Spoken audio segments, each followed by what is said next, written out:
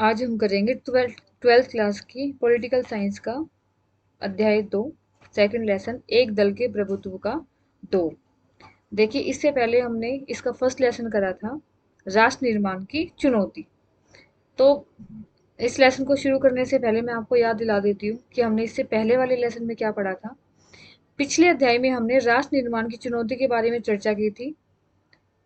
आज़ादी के हमें किस तरीके से आज़ादी हमने प्राप्त की, उसके लिए हमने कैसे संघर्ष किया।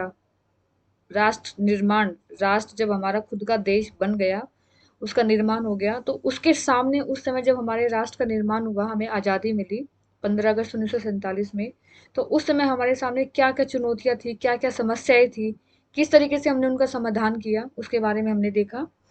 राष्ट्र निर्माण की चुनौती के तुरंत बाद हमारे सामने एक और चुनौती, सबसे पहले हमारे सामने सबसे बड़ी चुनौती क्या थी कि हमें अपने राष्ट्र का निर्माण करना था।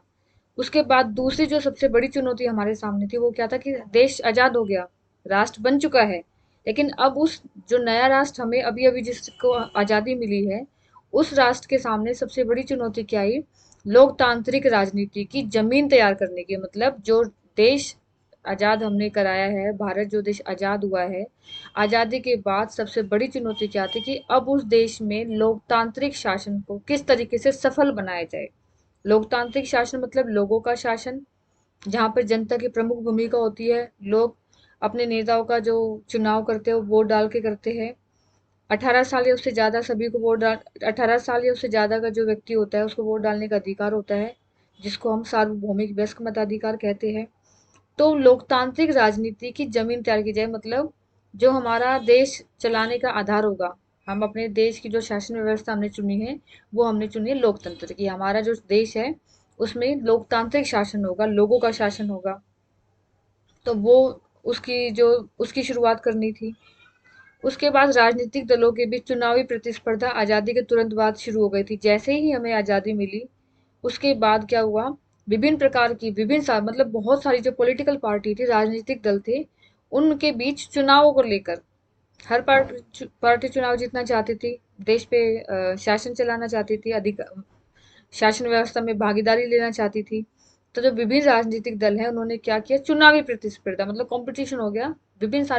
विभिन्न जो है बहुत सारी पार्टियां उभर कर आई आज़ादी के बाद चुनाव लड़ने के लिए। तो कुल मिला के इस लेसन में हम क्या देखेंगे कि जो राष्ट्र निर्माण हमारा जो हुआ है, उसके जो सबसे प्रमुख चुनौती जो हमारे सामने आई है दूसरी, वो क्या है? लोकतांत्रिक राजनीति की जमीन तैयार करना, मतलब जो लोकतांत्रिक शासन हमने अपनाया है उसको अब आगे बढ़ाना। उसके बाद इसमें हम क्या क्या देखेंगे? एक तो एक स्वतंत्र और निष्पक्ष चुनाव प्रणाली की स्थापना, एक ऐसी चुनाव प्रणाली जो बिल्कुल स्वतंत्र हो, बिना भेदभाव के जो चुनाव के काम को संपन्न कराए। शुरुआत में क्या हुआ था? जब हमें आज़ादी मिली थी तो उस समय कौन सी पार्टी का दबदबा था? कांग्रेस पार्टी का, क्योंकि हमें आज़ादी दिलाने में कांग्रेस पार्टी की काफ़ी अहम भूमिका रही है। कांग्रेस पार्टी एक ऐसी पार्टी थी जिसमें हमारे सभी लोकप्रिय नेता शामिल थे, तो उस पार्टी का दबदबा भी कई सालों तक रहा है। कई सालों तक लगातार ये पार्टी ने जीत हासिल की है। और उसके बाद विपक्षी दल और उनकी नीति। विपक्षी दल होते हैं जो जो दल सत्ता में आया, जैसे कांग्रेस पार्टी जीती तो वो सत्ता में आ गई। उसके अलावा जो दल नहीं जीत पाए वो विपक्षी दल के रूप में कार्य करते हैं। उसका काम क्या होता है कि जो दल सत्ता में है, जैसे कांग्रेस पार्टी सत्ता में है, तो इसकी आलोचना करना, इसकी बुराई करना। विपक्षी दलों का होना भी बहुत जरूरी होता है। इससे क्या होता है? इससे जो पार्टी सत्ता में है उस पर लगाम रखी जा सकती है, मतलब उसको कोई भी गलत काम करने से रोका जा सकता है। और इसकी जो कमियां होती है वो लोगों के सामने, जो विपक्षी दल है तो वो उसकी कमियां लेके आते हैं। जो पार्टी सत्ता में है उसकी कमियों को उजागर विपक्षी दल करते हैं। तो किसी भी देश में विपक्षी दलों का होना भी महत्वपूर्ण है। चलिए तो शुरू करते हैं अपना लेसन हम। एक दल के प्रभुत्व का दौर। एक दल मतलब अभी हमने देखा एक दल कौन सा दल था जो काफी लंबे समय तक प्रभुत्व में रहा था, सत्ता में रहा था? कांग्रेस पार्टी। तो एक दल मतलब कांग्रेस पार्टी। एक दल के प्रभुत्व मतलब होता है कि जब एक ही दल का शासन होता है, एक ही दल का अधिकार स्थापित हो जाता है, उसी का वही दल सर्वसर्वा हो जाता है। तो एक दल के प्रभुत्व का दौर का मतलब क्या हुआ? जब कांग्रेस पार्टी ही सत्ता में थी। ठीक है। तो लोकतंत्र स्थापित करने की चुनौती। देखिए, स्टार्टिंग हम यहाँ से, मैंने जो मेन मेन इसमें पॉइंट्स है उसको अंडरलाइन कर दिया है। जहां मुझे लगेगा कि इसके अलावा भी कुछ ऐसा इंपॉर्टेंट है जो आपको समझाने के लिए जरूरी है, तो वो मैं साथ साथ एक्सप्लेन करती जाऊंगी। देखिए, स्वतंत्र भारत का जन्म किन कठिन परिस्थितियों में हुआ। हमें अंदाजा है, आज़ादी हमें ऐसे ही नहीं मिली कि कोई आया और उसने हमें दे दिया हो कि चलो भारत को आज़ाद कर देते हैं। हमने आज़ादी, हमारे देश के नेताओं ने आज़ादी, या हमारे देश ने जो आज़ादी प्राप्त की है, उसके लिए हमने बहुत संघर्ष किया है। बहुत कठिन परिस्थितियों में हमें आज़ादी मिली है। आपको पता है कि आज़ादी से पहले हमारे देश के जो हमारा देश था वो ब्रिटिश शासन के गुलाम था। हमारे देश पर ही हमें, मतलब हम अपने ही देश में हमें किसी प्रकार का कोई अधिकार नहीं था।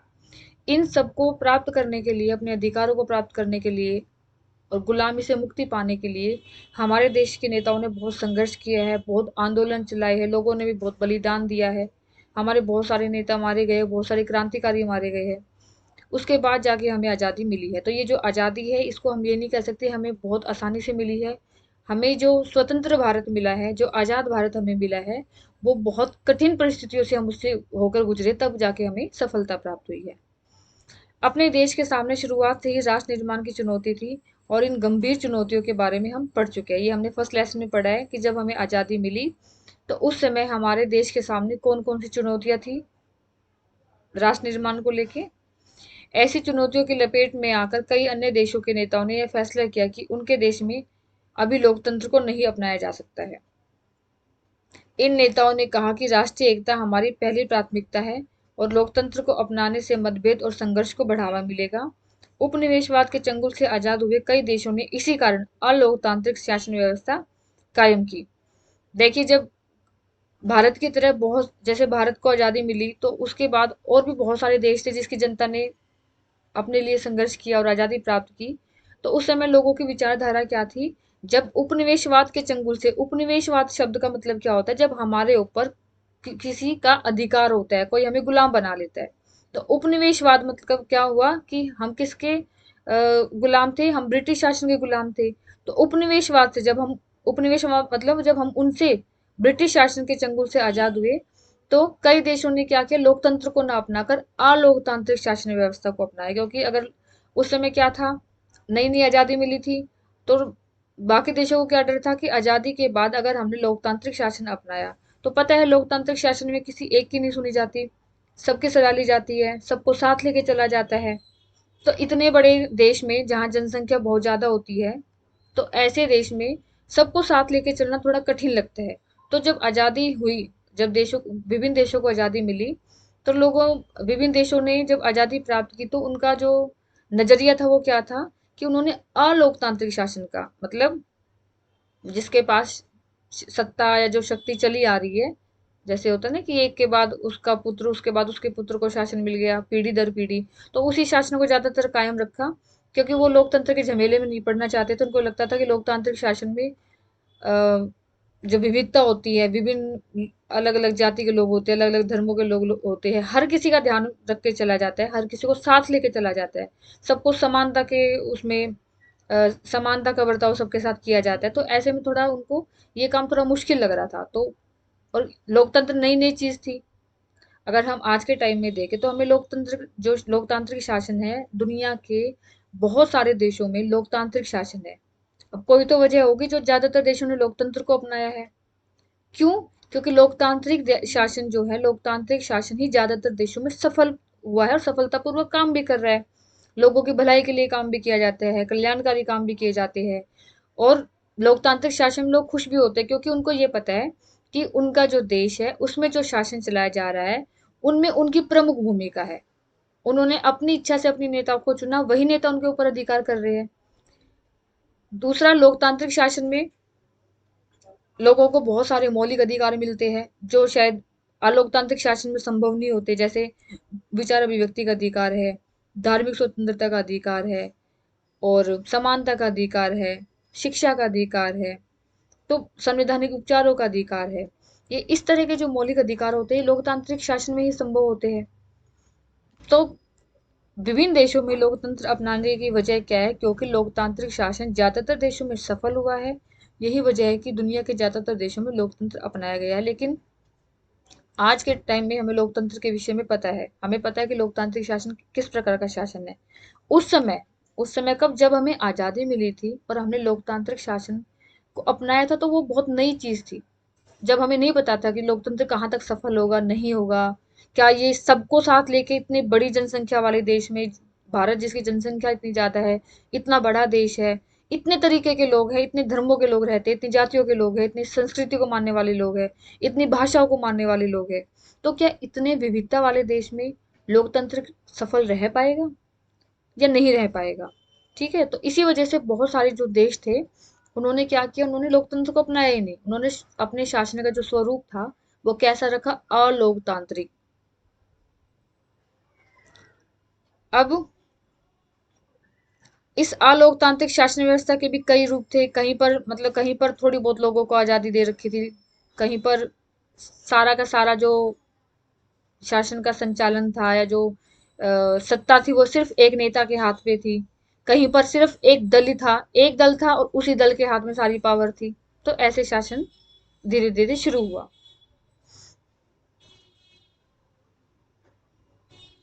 भारत में भी, ये मैंने अंडरलाइन नहीं किया लेकिन मैं आपको थोड़ा बता देती हूँ, भारत में भी परिस्थितियां बहुत अलग नहीं थी, लेकिन आजाद भारत के नेताओं ने अपने लिए कहीं ज्यादा कठिन रास्ता चुनने का फैसला किया। नेताओं ने कोई और रास्ता चुना होता तो वह आश्चर्य की बात होती, क्योंकि हमारे स्वतंत्रता संग्राम की गहरी प्रतिबद्धता लोकतंत्र से थी। हमारे नेता लोकतंत्र में राजनीतिक निर्णायक निर्णायक भूमिका को लेकर सचेत थे। देखिए, जैसे विभिन्न देशों में उस समय परिस्थितियां थी, लोगों के साथ जो अत्याचार हो रहा था, जिस तरीके से लोगों ने संघर्ष किया, आजादी दी, सेम वही हमारे देश के साथ था। लेकिन जो हमारे नेता थे उन्होंने कहीं ना कहीं इस चीज को भाप लिया था कि भारत जैसे बड़े देश के लिए, जहाँ पर इतनी सारी विविधता है, ऐसे देश के लिए जो लोकतंत्र है वो सबसे अच्छा शासन साबित होगा। इसी विचार को लेकर उन्होंने जब हमारा संविधान बनाया, संविधान किसने बनाया, संविधान सभा ने बनाया। और संविधान सभा क्या थी, संविधान सभा क्या थी, उसमें बहुत सारे हमारे नेताओं का समूह था, ग्रुप था, जिन्होंने मिलकर हमारे संविधान का निर्माण किया था। तो उन्होंने क्या किया था, उन्होंने आगे के बारे में पहले ही सोच विचार के कि जो लोकतांत्रिक शासन है वही भारत जैसे देश के लिए निर्णायक मतलब अच्छा साबित होगा। ये सोचकर उन्होंने भारत में लोकतांत्रिक शासन के विषय में वे अपने विचार दिए, या लोकतांत्रिक शासन को अपनाने का सिद्धांत दिया। वे राजनीति को समस्या के रूप में नहीं देखते थे, वे राजनीति को समस्या के समाधान का उपाय मानते थे। हर समाज के लिए फैसला करना जरूरी होता है कि उसका शासन कैसे चलेगा और वह किन कायदे कानूनों पर अमल करेगा। चुनने के लिए हमेशा कई नीतिगत विकल्प मौजूद होते हैं। किसी भी समाज में कई समूह होते हैं, उनकी आकांक्षाएं अक्सर अलग अलग और एक दूसरे के विपरीत होती है। ऐसे में हम विभिन्न समूह के हितों के आपसी टकराव से कैसे निपट सकते हैं, इसी सवाल का जवाब है लोकतांत्रिक राजनीति। देखिए, उसको ध्यान से समझिए। देखिए, आज के समय में, या अगर आप किसी भी आम आदमी से बात करोगे, तो ज्यादातर लोग राजनीति को बहुत बुरा मानते हैं। राजनीति को बोलते हैं कि एक दलदल है, अगर इसमें आदमी फंस गया तो वो निकलना उसका मुश्किल है। लेकिन उस समय जो हमारे नेताओं की सोच थी वो क्या थी, वो लोकतंत्र सॉरी वो राजनीति को एक अच्छी चीज के रूप में मानते थे। वो इसको एक समस्या नहीं मानते थे, कोई मुसीबत नहीं मानते थे। वो क्या मानते थे, राजनीति समस्या नहीं बल्कि समस्या का समाधान है। हर समाज के लिए सबसे महत्वपूर्ण क्या होता है कि अब जैसे भारत है, तो भारत के लिए क्या जरूरी है कि हम अपना शासन कैसे चलाए, हमारा शासन कैसे चलेगा, किन कानूनों को हम मानेंगे, किन कानूनों को हम पालन करेंगे और देश को में अमल में लाएंगे। और जिन उन नेताओं का क्या मानना था, जिस देश में बहुत अलग अलग मतलब जिस देश में अलग अलग तरीके के लोग रहते हो, ऐसे लोगों में हर एक की आकांक्षा मतलब होता है, हर एक की इच्छा, हर एक के विचार अलग अलग होते हैं। अब जैसे भारत है, भारत में अगर आप ये कहो कि भारत में रहने वाले जितने भी लोग हैं वो हर किसी एक मुद्दे पर सबकी सहमति होगी, तो ऐसा तो संभव नहीं है, क्योंकि हर एक के विचार अलग होते हैं। अगर मैं किसी बात का समर्थन करती हूँ तो मेरी बात किसी को गलत भी लगती होगी। ऐसे ही कोई दूसरा अगर अपनी बात रखता है तो मुझे भी उसकी बात गलत लगती होगी। तो क्योंकि भारत भारत हो या कोई और देश हो, लेकिन क्योंकि हम अपने देश की बात करें तो मैं उसका एग्जाम्पल दे रही हूँ। भारत में क्योंकि भारत एक तो जनसंख्या की दृष्टि से काफी बड़ा देश है, तो क्या होता है कि ऐसे देश में जहां पर विभिन्न प्रकार के धर्मों के लोग रहते हो, विभिन्न प्रकार की जातियों के लोग रहते हो, अलग अलग भाषा को बोलने वाले लोग रहते हो, अलग अलग संस्कृति को मानने वाले लोग रहते हो, ऐसे देश में ये सोचना कि किसी भी व्यक्ति में आपस में टकराव ना हो, तो ये तो असंभव है। टकराव तो होगा, हर बात में कोई सहमत नहीं हो सकता। तो इन समस्या का समाधान करने के लिए कोई बीच का रास्ता निकालना था हमें, और वो बीच का रास्ता हमारे नेताओं ने क्या निकाला? लोकतंत्र। के एक लोकतांत्रिक शासन ही ऐसा हो सकता है जहां पर सभी लोगों की मानी जाएगी, सभी लोगों की सुनी जाएगी, सभी लोगों के हितों का ध्यान रखा जाएगा, किसी के साथ कोई पक्षपात नहीं होगा, किसी के साथ कोई भेदभाव नहीं होगा। तो हमने क्या अपनाया? कौन सा शासन अपनाया? लोकतांत्रिक राजनीति। अब आते हैं हमारे संविधान के बारे में। हमारा संविधान कब बना था? 26 नवंबर 1949 को अंगीकृत किया था। हमारा संविधान 26 नवंबर 1949 को अंगीकृत किया गया था और 24 जनवरी 1950 को उस पर हस्ताक्षर हुए। देखिए, 26 नवंबर 1949 को तो बनाया गया, उस पर साइन कब हुए? 24 जनवरी 1950 को, और 26 जनवरी 1950 को ये लागू हुआ। संविधान के बारे में आपको पता, आपने 11th में भी पढ़ा है, 9th में भी पढ़ा है, हर क्लास में संविधान का जिक्र होता है। संविधान एक किताब है, एक बुक है। उसमें वो है क्या? वो एक कानूनों का समूह है, उसमें बहुत सारे कानून हैं देश को चलाने से संबंधित। हमारे देश का जो शासन चलता है वो हमारे संविधान के अनुसार चलता है। संविधान में हमें जो कानून दे रखे हैं उसी से हम अपने शासन चलाते हैं। देश को चलाने से संबंधित हर छोटी से छोटी और बड़ी से बड़ी चीज हमारे संविधान में लिखी गई है, और उसको जैसे अनुच्छेद 1, अनुच्छेद 2, 3 ऐसे करके बहुत सारे अनुच्छेद हैं। तो उसमें हमारा जो संविधान है वो कुछ कानूनों का समूह है जिसके अनुसार हम अपने देश का शासन चलाते हैं। कई बार ये क्वेश्चन भी आ जाता है कि हमारा जो संविधान है, भारतीय संविधान है, वो अंगीकृत कब हुआ? तो अंगीकृत कब हुआ? 26 नवंबर 1949 को। फिर लागू कब हुआ? 26 जनवरी 1950 को। ये भी काफी इंपॉर्टेंट है, कई बार एक नंबर में आ जाता है कि अब संविधान तो बन गया, उसमें हमें पता है कि संविधान क्या है, बहुत सारे कानूनों का समूह है, नियमों का समूह है। अब शासन कैसे चलाया जाएगा? हमें पता है हमारे पास संविधान है, कानून है, अब उसके अनुसार हमें देश को चलाना है ना। तो उसके लिए चुनाव आयोग, इलेक्शन कमीशन का जो है वो गठन हुआ। तो भारत के चुनाव आयोग का गठन हुआ था 1950 के जनवरी में ही हुआ था। और जो हमारे पहले चुनाव आयुक्त थे, जो पहले हमारे चुनाव आयुक्त थे वो थे सुकुमार सेन। सबसे पहले चुनाव आयुक्त बने हमारे सुकुमार सेन। तो देखिए इसमें क्या क्वेश्चन बनता है हमारा। भारतीय संविधान अंगीकृत कब हुआ? 26 नवंबर 1949 को। लागू कब हुआ? 26 जनवरी 1950 को। हमारा जो चुनाव आयोग है उसका गठन कब हुआ? 19 जनवरी 1950 में। और पहले चुनाव आयुक्त कौन थे? सुकुमार सेन जो थे वो पहले चुनाव आयुक्त थे।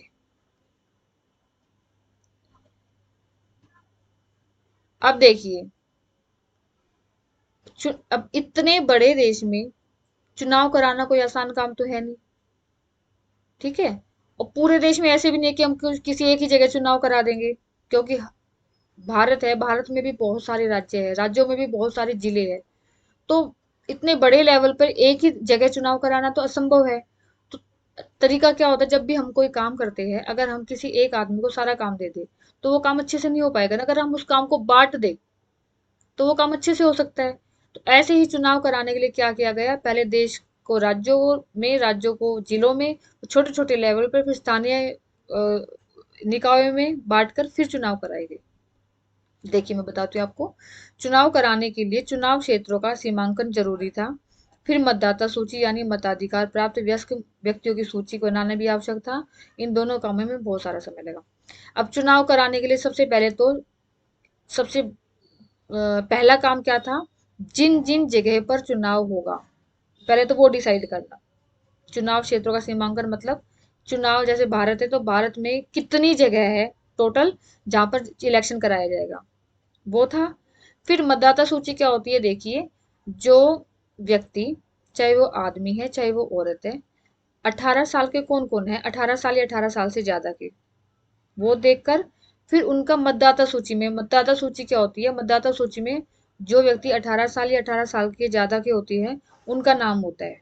इसका मतलब वो व्यक्ति वोट डालने के योग्य है, वो वोट दे सकते हैं। तो ये सारा जो काम था पूरे देश में, ये पहले इसकी प्लानिंग करना, इसमें बहुत सारा समय लगा था। और ये हमारे लिए नया नया काम था, पहली बार चुनाव आयोग बना था, पहली बार इलेक्शन करवाने थे आज़ादी के बाद। तो नए काम में वैसे भी टाइम ज़्यादा लगता है, तो इस काम में बहुत सारा टाइम लग गया था, बहुत समय लगा था। अब देखिए, देश के विशाल आकार और मतदाताओं की भारी भरकम संख्या के लिहाज से ही पहला आम चुनाव अनूठा नहीं था, बल्कि मतदाताओं की एक बड़ी तादाद गरीब और अनपढ़ लोगों की थी, और ऐसे माहौल में यह चुनाव लोकतंत्र के लिए परीक्षा की कठिन घड़ी था। एक तो हमारा देश इतना बड़ा है, देश का विशाल आकार, दूसरा मतदाता जो वोट डालने वाले लोग थे, जो 18 साल या 18 साल के, मतदाता किसको बोलेंगे, जो 18 साल या 18 साल से ज्यादा के थे, उनकी संख्या बहुत ज्यादा थी। दूसरा, ज्यादातर लोग गरीब थे, जिनको कोई नॉलेज नहीं थी, गरीब थे बेचारे, अनपढ़ थे, पढ़े लिखे नहीं थे। तो ऐसी स्थिति में जहां देश इतना बड़ा है, जनसंख्या इतनी ज्यादा है, ऊपर से लोग अनपढ़ है, गरीब है, ऐसे देश में चुनाव करवाना अपने आप में ही बहुत बड़ा काम था। इस वक्त तक लोकतंत्र सिर्फ धनी देशों में ही कायम था। उस समय क्या था, जो अमीर देश थे ना, जो विकसित देश थे, ज्यादातर लोकतंत्र वहीं पर कायम था। और बहुत सारे देश ऐसे थे यूरोप के, बहुत सारे यूरोप के अमीर देश, बहुत सारे यूरोप के ऐसे देश थे जहां पर महिलाओं को मताधिकार मिला ही नहीं था, मतलब औरतों को वोट देने का अधिकार ही नहीं था। ऐसे में इंडिया में क्या हुआ था, भारत में ही सबसे पहले, एक मिनट, भारत में ही जो ये पहले वोट देने का अधिकार जो सबको दिया गया, चाहे महिला है चाहे पुरुष है, 18 साल या 18 साल से ज्यादा का जो भी, उसको वोट देने का जो अधिकार दिया गया था, ये एक अपने आप में नई चीज थी और बहुत जोखिम भरा काम था।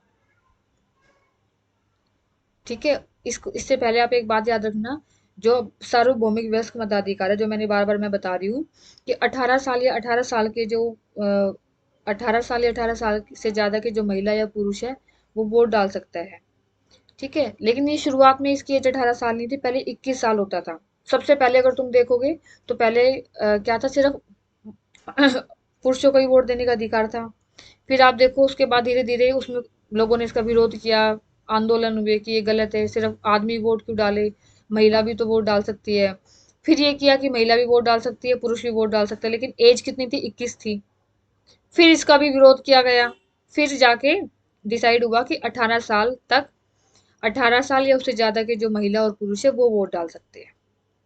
इसको सार्वभौमिक वयस्क मताधिकार भी कहा जाता है, सार्वभौमिक वयस्क मताधिकार। तो क्या था, अभी मैंने क्या बताया कि जो यूरोप के देश थे, अमीर जो देश थे बहुत सारे, एक तो लोकतंत्र अमीर देशों में ही था, गिने चुने देशों में था। हमने लोकतंत्र स्थापित किया, हमने उल्टा सार्वभौमिक वयस्क मताधिकार भी दे दिया, सबको वोट देने का अधिकार दे दिया, चाहे वो पुरुष है चाहे महिला है। जबकि ऐसे समय में, उसी समय जब भारत में सबको सार्वभौमिक वयस्क मताधिकार दिया गया था, उस समय यूरोप के देशों में क्या था, आदमियों को, पुरुषों को वोट देने का अधिकार था, महिलाओं को तब भी वहां वोट देने का अधिकार नहीं मिला था। तो एक तरीके से ये जो हमारे लिए ये जो काम था, ये थोड़ा मुश्किल काम था। बहुत सारे देशों को इस पे मतलब हमारा मजाक भी बनाया, इसको इतिहास का सबसे बड़ा जुआ कहा, किसी ने कुछ कहा। और कई, एक पत्रिका थी, ये देखिए, ऑर्गेनाइजर, उसमें ये लिखा गया कि नेहरू जी जो है वो अपने जीवित रहते, मतलब नेहरू जी अपने जीवन काल में ही क्या देख लेंगे, वो ये पछताएंगे, ये देखेंगे और ये पछताएंगे कि भारत में जो सार्वभौमिक मताधिकार है, जो वोट देने का अधिकार है, ये कितना असफल रहा है। क्योंकि सब मजाक बनाते थे, एक तो भारत में जनसंख्या इतनी ज्यादा है, लोग अनपढ़ है, गरीब है, जिनको वोट देने का मतलब तक नहीं पता, राजनीति का मतलब नहीं पता, लोकतंत्र तक का मतलब नहीं पता, और ऐसे देश में उनको वोट देने का अधिकार मिल रहा है। तो ये जो था लोगों का, जो बाकी के देश थे, यूरोप के देश थे और बहुत सारे देश थे, वो क्या कर रहे थे, वो भारत की का जो, ये जो सार्वभौमिक वयस्क मताधिकार है, इसका थोड़ा मजाक बना रहे थे। चुनावों को 2 बार स्थगित करना पड़ा और आखिरकार 1951 के अक्टूबर से 1952 के फरवरी तक चुनाव हुए। 2 बार स्थगित करने पड़े मतलब बीच में कैंसिल करने पड़े, और लास्ट में जाके क्या हुआ, 1951 की अक्टूबर अक्टूबर 1951 के अक्टूबर से 1952 के फरवरी तक चुनाव हुए। इस चुनाव को अमूनन 1952 का चुनाव ही कहा जाता है, 52 में, क्योंकि देश के अधिकांश हिस्सों में मतदान 1952 में ही हुए। चुनाव अभियान, मतदान और मतगणना कुल 6 महीने लगे। चुनाव एवं उम्मीदवारों के बीच मुकाबला, देखो, चुनाव अभियान मतलब इलेक्शन कराने में, फिर वोट डालने में, और फिर वोट डालने के बाद वोटों की गिनती होने में, रिजल्ट आने में, इन सारे काम में 6 महीने लगे। उस समय ज्यादा टाइम क्यों लगा, ये मैं आपको आगे बताऊंगी।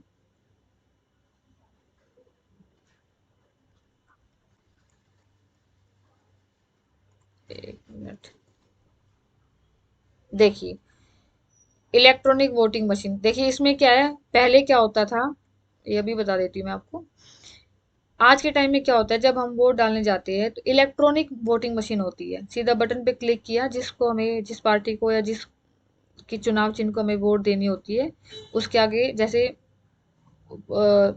मान लो भारतीय जनता पार्टी का निशान है कमल, तो कमल का फोटो बनेगा, क्लिक करेंगे, हमारी वोट हो गई, हमने वोट डाल दी। ठीक है, अलग अलग पार्टी का ऐसे ही इलेक्ट्रॉनिक वोटिंग मशीन जो होती है उसका यूज किया जाता है। फिर जब वोट डालने के बाद जब रिजल्ट आता है, 2 या 3 दिन से ज्यादा का टाइम नहीं लगता, क्योंकि सारा काम ऑनलाइन होता है, रिजल्ट भी जल्दी आता है। काउंटिंग में भी ये नहीं है कि खुद बैठ के काउंटिंग करनी है, जल्दी हो जाता है। लेकिन जब आप शुरुआत में देखोगे तो ऐसा नहीं होता था। उस समय क्या होता था, इलेक्शन कैसे होता था, अलग अलग बॉक्स बनाए जाते थे, उसको बोलते थे चुनाव पेटी। अलग अलग डब्बे बना दिए, बॉक्स बना के रख दिए, और उस बॉक्स के ऊपर निशान बना होता था, हर पार्टी का निशान बना होता था। अब जो जिसको वोट देना चाहता है, वो एक पर्ची बनाता था, उस पर्ची को उस डब्बे में डाल देता था। फिर लास्ट में उनकी गिनती की जाती थी, जिसके ज्यादा पर्ची मिलती थी और वो जीत जाता था। तो पहले तो ये ऐसे वोट डलवाने में बहुत टाइम लगता था, फिर उसको गिनना भी बहुत ज्यादा टाइम लगने वाला काम है, क्योंकि पहले ये इलेक्ट्रॉनिक जो वोटिंग मशीन का यूज आज के टाइम में होता है, पहले वो सुविधा नहीं थी। इसीलिए इस सारे प्रोसीजर में 6 महीने का टाइम लगा था। 1952 का जो आम चुनाव था वो पूरी दुनिया में लोकतंत्र के इतिहास के लिए मील का पत्थर साबित हुआ। अब यह दलील दे पाना संभव नहीं रहा कि लोकतांत्रिक चुनाव गरीबी या अशिक्षा के माहौल में नहीं कराए जा सकते, और यह बात साबित हो गई कि दुनिया में कहीं भी लोकतंत्र अमल में लाया जा सकता है। देखिए, सबने मजाक बनाया कि भारत एक तो इतना बड़ा देश है, इतनी जनसंख्या है, गरीब देश है, अनपढ़ लोग हैं, और ऐसे देश में सबको वोट देने का अधिकार दिया जा रहा है, सार्वभौमिक व्यस्क मताधिकार दिया जा रहा है। तो सबको ये था कि ये लोकतंत्र जो शासन है, जो चुनाव प्रक्रिया है, ये भारत में संभव नहीं हो पाएगी। लेकिन हुआ क्या, इसका उल्टा हुआ। 1952 में जो ये चुनाव हुआ, बहुत सफलतापूर्वक अपना काम कर पाया, सफल रहा। जो लोग ये सोचते थे कि गरीबी और अशिक्षा, जहाँ गरीबी और अशिक्षा मतलब भारत में जहाँ गरीबी और अशिक्षा है, वहां चुनाव संपन्न नहीं हो पाएगा, ऐसे देश में लोकतंत्र या जो चुनाव प्रक्रिया वो पूरी तरीके से सफल रही। तो हमने क्या क्या देखा इसमें, आपको एक बार स्टार्टिंग से बता देती हूँ मैं दोबारा।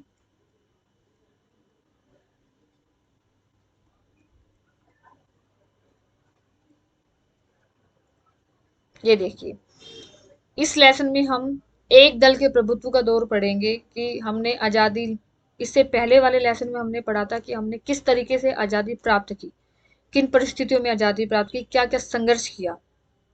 उसके बाद आजादी के बाद किस तरीके से सिर्फ एक ही दल सत्तारूढ़ रहा, कौन सा, कांग्रेस पार्टी। हमारे सामने सबसे बड़ी समस्या, सबसे बड़ी चुनौती आई लोकतंत्र को स्थापित करना, लोकतंत्र स्थापित करने की चुनौती। आजादी तो ले ली, आजादी तो प्राप्त कर ली हमने। अब आजादी प्राप्त करने के बाद हमने लोकतांत्रिक शासन अपनाया, लोकतंत्र को अपनाया। अब लोकतंत्र जो शासन था वो उस समय नया नया था।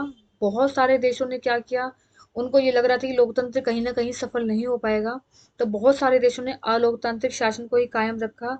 लेकिन भारत जैसे देश में जहाँ इतनी ज्यादा जनसंख्या होने के बावजूद और इतनी विविधता होने के बावजूद हमारे जो नेता थे उन्होंने लोकतांत्रिक शासन को ही महत्व दिया और लोकतांत्रिक शासन को ही लागू किया। अब लोकतांत्रिक शासन को तो हमने अपना लिया, अब उसके लिए लोकतांत्रिक शासन को सफल बनाने के लिए क्या क्या किया जाएगा वो काम हमने शुरू किया। सबसे पहले हमने आज़ादी प्राप्त कर ली। आज़ादी के बाद हम क्या देखेंगे कि अब हम आज़ादी तो हमें मिल गई, अब उस आज़ादी तो हमने प्राप्त कर ली, लेकिन अब इस देश का शासन कैसे चलाए, उसके लिए हमें किसकी जरूरत होगी, संविधान की। तो संविधान हमारा अंगीकृत हुआ 26 नवंबर 1949 को, लागू हुआ 26 जनवरी 1950 में। दोनों में अंतर है। बना कब, 49 में, 26 नवंबर 1949 में, और लागू कब हुआ, 26 जनवरी 1950 में। फिर संविधान भी बन गया। अब संविधान में किस तरीके से शासन चलाया जाएगा, वो सारे कानून नियम संविधान में थे, उसी के अनुसार हमें अपने देश का शासन चलाना था। तो सबसे पहले जब शासन चलाया जाएगा तो उसके लिए जरूरत होगी हमें इलेक्शन की, चुनाव की। उसके से हम निकालेंगे अपने लिए नेता, और नेता ही तो हमारे ऊपर अधिकार करेंगे, शासन करेंगे, शासन का संचालन करेंगे। तो सबसे पहले हमें आवश्यकता किसकी पड़ी, चुनाव की। चुनाव कौन कराएगा, चुनाव आयोग, उसकी जिम्मेदारी भी तो चुनाव आयोग को दी जाएगी ना। चुनाव पूरे देश में, इतने बड़े देश में जो चुनाव कराने वाला काम है, जो कितना महत्वपूर्ण काम है, वो दिया हमने चुनाव आयोग को। अब जो चुनाव आयोग था वो क्या था, उसका काम था देश में चुनाव करवाना। उसका गठन कब हुआ, 1950 में हुआ। ये देखिए, चुनाव आयोग का गठन 1950 में हुआ। हमारे पहले चुनाव आयुक्त कौन बने, सुकुमार सेन जो थे वो पहले चुनाव आयुक्त थे। और सबसे पहले उन्होंने क्या किया, चुनाव कराने से पहले जितने भी हमारे क्षेत्र है, चुनाव कराने के लिए जितने भी क्षेत्र थे, चुनाव क्षेत्र उनका सीमांकन किया। उसके बाद मतदाता सूची बनाई। मतदाता सूची मैंने आपको बताया था कि जो लोग, कितने लोग 18 साल या 18 साल से ज्यादा के जो वोट डाल सकते हैं, उसकी पूरी लिस्ट बनी, और इसमें बहुत समय लगा। फिर लोगों को हमने क्या किया, सार्वभौमिक वयस्क मताधिकार दिया, वोट देने का अधिकार दिया 18 साल या उससे ज्यादा के जो व्यक्ति थे उनको। इसका काफी मजाक उड़ाया गया कि भारत जैसे देश में जहाँ जनता ज्यादातर गरीब है, अनपढ़ है, ये सफल नहीं हो पाएगा। लेकिन इसका उल्टा हुआ। 1952 में हमारा जो चुनाव अभियान था वो खरा उतरा, सफल रहा। और जो लोग ये कहते थे कि भारत में चुनावी व्यवस्था या लोकतांत्रिक शासन सफल नहीं हो पाएगा, वो बात बिल्कुल गलत साबित हुई। अब आता है हमारा पहले 3 चुनावों में कांग्रेस का प्रभुत्व। भारतीय राष्ट्रीय कांग्रेस का लोक प्रचलित नाम कांग्रेस पार्टी था, और इस पार्टी को स्वाधीनता संग्राम की विरासत हासिल थी। तब के दिनों में यही एकमात्र पार्टी थी जिसका संगठन पूरे देश में था। फिर इस पार्टी में खुद जवाहरलाल नेहरू थे, जो भारतीय राजनीति के सबसे करिश्माई और लोकप्रिय नेता थे। जब हमें आज़ादी मिली थी उस समय सबसे ज़्यादा जो पार्टी का बोलबाला था, जिसको हम भारतीय कांग्रेस पार्टी कहते हैं, ये सबसे फेमस पार्टी थी। इस पार्टी में लोगों का लगाव क्यों था, क्योंकि इस पार्टी में हमारे जो बहुत लोकप्रिय नेता थे, जैसे नेहरू जी, ये हमारे जवाहरलाल नेहरू जी, और भी बहुत सारे नेता थे हमारे, लाला लाजपत राय, और बंकिम चंद्र चटर्जी जी। तो ये जितने भी हमारे नेता थे, बहुत सारे नेता इसके सदस्य थे। तो ये जो पार्टी थी लोगों में लोकप्रिय होने का, इसका कारण क्या था कि हमारे जो नेता थे वो इस पार्टी में शामिल थे, और उस समय सबसे पहले अस्तित्व में यही पार्टी आई थी। इसकी स्थापना हुई थी सन 1885 में, सबसे पहली पार्टी यही बनी थी। इस पार्टी ने लोकसभा के पहले चुनाव में कुल 489 सीटों में से 364 सीटें जीती, और इस तरह वह किसी भी प्रतिद्वंदी से चुनावी दौड़ में बहुत आगे निकल गई। देखिए, 489 टोटल सीट थी जब चुनाव हुए थे लोकसभा के, उसमें से 364, बहुत ज्यादा है, 300 से ज्यादा है। देखिए, 364, 489 सीटों में से इसको 364 सीटें मिली, क्योंकि लोगों में ये पार्टी बहुत उस समय प्रसिद्ध थी, मतलब बहुत फेमस पार्टी थी ये, लोगों का बहुत झुकाव था इसकी ओर, क्योंकि उनके खुद के मनपसंद नेता इस पार्टी में थे। जहां तक सीटों पर जीत हासिल करने का सवाल है, पहले आम चुनाव में भारतीय कम्युनिस्ट पार्टी पहले नंबर पे तो जो जीती है वो भारतीय कांग्रेस पार्टी थी। दूसरी जो पार्टी थी वो थी भारतीय कम्युनिस्ट पार्टी, ये दूसरे नंबर पे रही थी। पहले नंबर पे भारतीय कांग्रेस पार्टी, और दूसरे नंबर पर भारतीय कम्युनिस्ट पार्टी। अब ये भी ध्यान रखना, पहला जो आम चुनाव आई, देखिए ग्राफ, जो पहला आम चुनाव हुआ था 1952 में हुआ था, जो दूसरा आम चुनाव हुआ था वो हुआ था 1957 में, और जो तीसरा आम चुनाव हुआ था वो हुआ था 1962 में। पहली पार्टी जो जीती हमारी कांग्रेस पार्टी जीती। जो दूसरी पार्टी थी वो हमारी थी भारतीय कम्युनिस्ट पार्टी, इसको 16 सीट हासिल हुई थी। लोकसभा के चुनाव के साथ साथ विधानसभा के चुनाव भी कराए गए, लोकसभा के चुनाव भी हुए और राज्यों में विधानसभा के चुनाव भी कराए गए। कांग्रेस पार्टी को विधानसभा के चुनाव में भी बड़ी जीत हासिल हुई। देखो, कांग्रेस को बड़े लेवल पर लोकसभा में भी जीत हासिल हुई और राज्यों में विधानसभा जो थी वहां पर भी उसको बहुत जीत हासिल हुई। त्रावणकोर, कोचीन, मद्रास और उड़ीसा केरल का ये एक हिस्सा था। त्रावणकोर और कोचीन, मद्रास और उड़ीसा, ये जो तीन राज्य थे यहाँ पर कांग्रेस नहीं जीती, ध्यान रखना। ये जो है केरल, मद्रास और उड़ीसा, इन तीनों को छोड़कर ज्यादातर जगह पर कांग्रेस की जीत हुई। और जैसे कि उम्मीद की जा रही थी, जो जवाहरलाल नेहरू जी है वो पहले आम चुनाव के बाद हमारे क्या बने, प्रधानमंत्री बने। तो आपको क्या देखना है इसमें,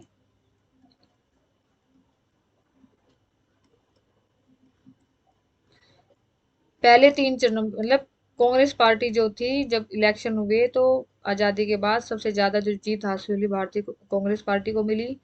दूसरे नंबर पे जो पार्टी थी वो हमारी भारतीय कम्युनिस्ट पार्टी थी। तीन जगह थी, मद्रास, उड़ीसा और केरल, जहाँ पे कांग्रेस पार्टी की सरकार नहीं बनी, बाकी हर जगह कांग्रेस को जीत हासिल हुई। और आजादी के बाद हमारे जो प्रधानमंत्री बने वो बने जवाहरलाल नेहरू। 1900, अभी मैंने आपको बताया, देखिए पहला आम चुनाव 1952, दूसरा 57 और तीसरा 1962 में हुआ था। तो 1952 से 1962 के बीच कांग्रेस पार्टी किस कदर हावी थी, दूसरा आम चुनाव 57 और तीसरा 62 में हुआ। इन चुनाव में भी कांग्रेस पार्टी ने लोकसभा में अपनी पुरानी स्थिति बरकरार रखी और उसे 3/4 सीटें मिली। कांग्रेस पार्टी ने जितनी सीटें जीती थी उसका दशांश भी कोई विपक्षी पार्टी नहीं जीत पाई। मतलब ये देखिए आप, कांग्रेस पार्टी कितनी पॉपुलर थी, हर जगह लोकसभा में भी विधानसभा में भी कांग्रेस पार्टी ही जीत रही है, क्योंकि ये सबसे पुरानी पार्टी थी, लोगों का इस पार्टी पे बहुत भरोसा था, विश्वास जुड़ा हुआ था।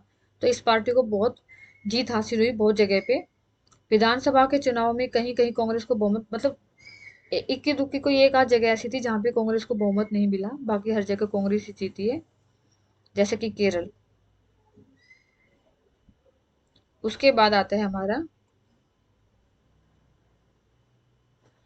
1952 में कांग्रेस पार्टी को कुल वोटों में से मात्र 45% वोट हासिल हुए थे, लेकिन कांग्रेस को 74% सीटें हासिल हुई। सोशलिस्ट पार्टी वोट हासिल करने के लिहाज से दूसरे नंबर पर रही।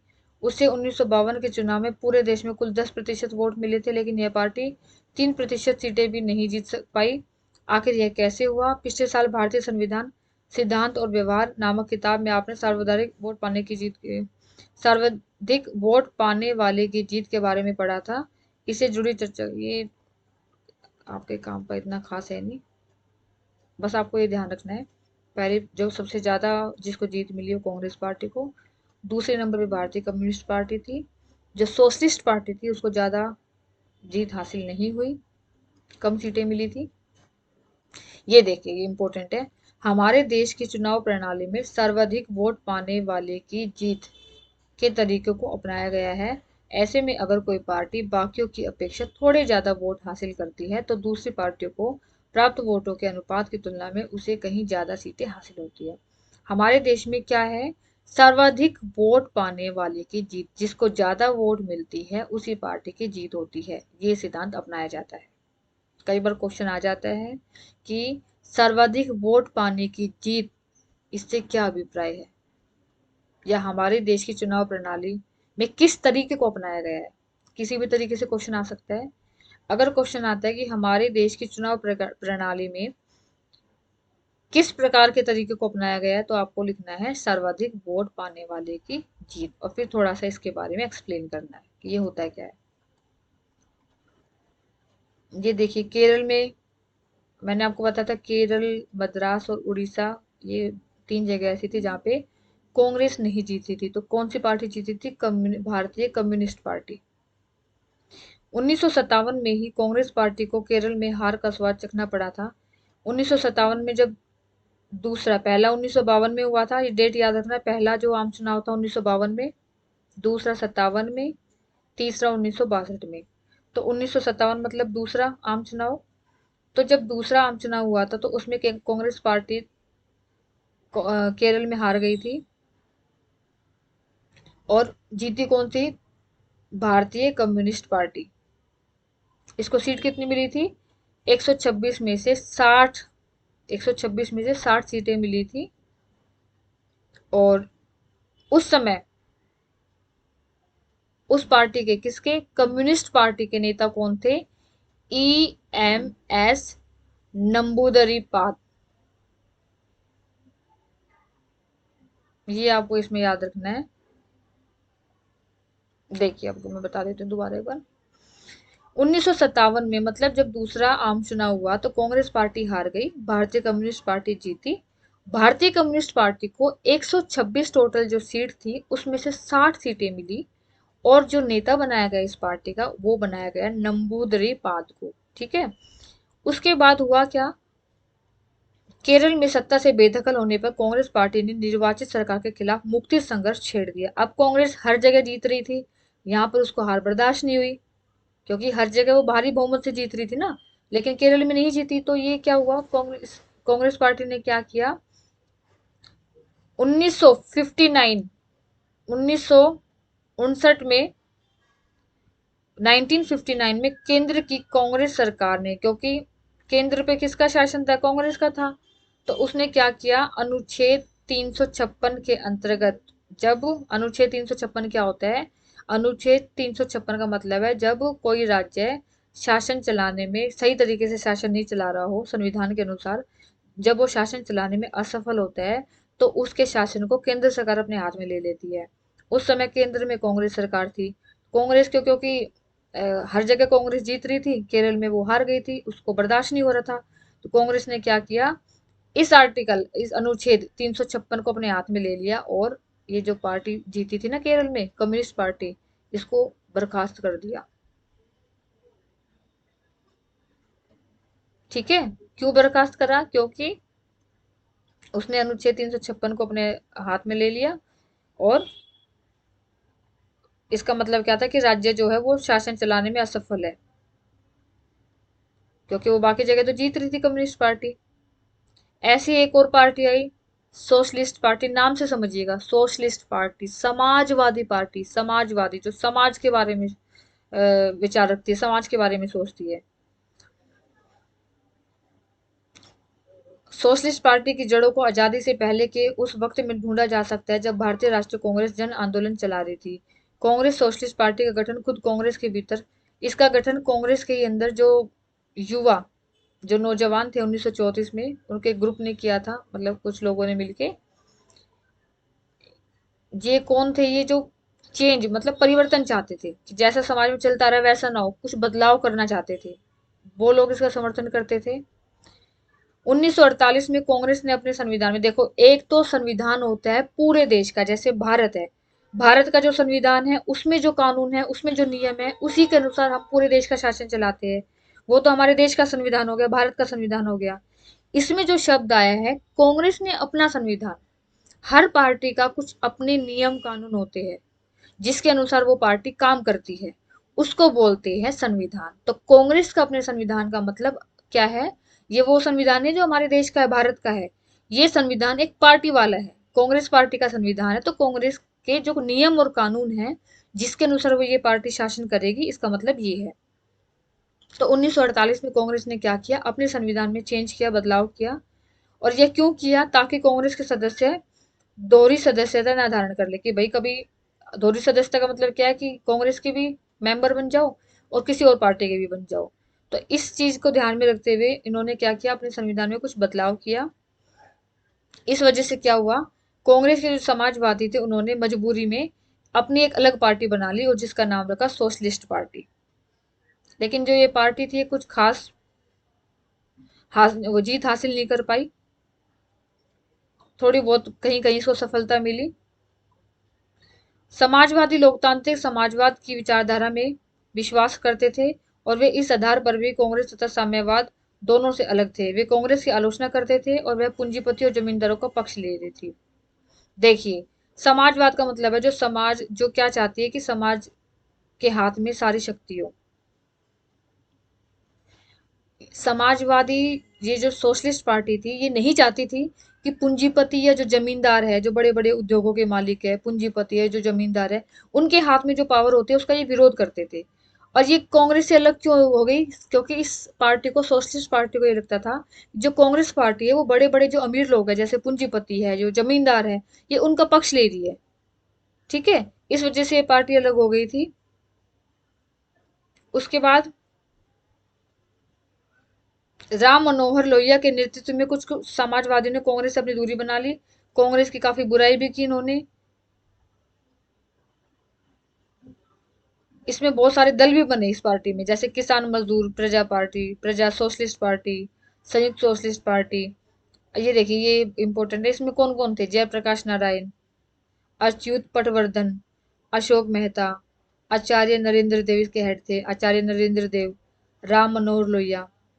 ये देखिए, ये भी एक सोशलिस्ट पार्टी में ही शामिल थे। इनके नाम से दिल्ली में हॉस्पिटल भी है। राम मनोहर लोहिया, एस एम जोशी, ये कुछ प्रमुख नेता थे समाजवादी दल की। सोशलिस्ट पार्टी को समाजवादी दल भी कहा जाता है, इसके नेता थे। तो कुल मिला के आपको क्या समझना है? सोशलिस्ट पार्टी का मतलब क्या है? जो पार्टी किसका विरोध करती है? बड़े बड़े पूंजीपतियों का विरोध करती है, जमींदारों का विरोध करती है। ये पार्टी मानती थी जो कांग्रेस है वो इनका साथ देती है, उनका पक्ष लेती है। इसी वजह से इस ये पार्टी, इसने पहले ये कांग्रेस के अंदर ही थे, कुछ लोगों का ग्रुप था, नौजवान लोगों का। बाद में ये कांग्रेस से अलग हो गए क्योंकि इनको ये लगता था कि कांग्रेस पार्टी अमीर लोगों का साथ दे रही है, और इसने अपनी अलग पार्टी बना ली थी जिसके कुछ नेता थे, जैसे जयप्रकाश नारायण, अच्युत पटवर्धन, अशोक मेहता, आचार्य नरेंद्र देव, राम मनोहर लोहिया, एस एम जोशी, ये सब इसमें शामिल नेता थे। कांग्रेस के प्रभुत्व की प्रकृति, ये मैं पीछे का आपको साथ साथ एक्सप्लेन कर देती हूँ दोबारा, रिवीजन हो जाएगी आपकी एक तरीके से। देखिए, इस लेसन में क्या क्या आता है। इसमें कई बार ये जो अलग अलग पार्टी दे रखी है उनके बारे में पूछ लेते हैं।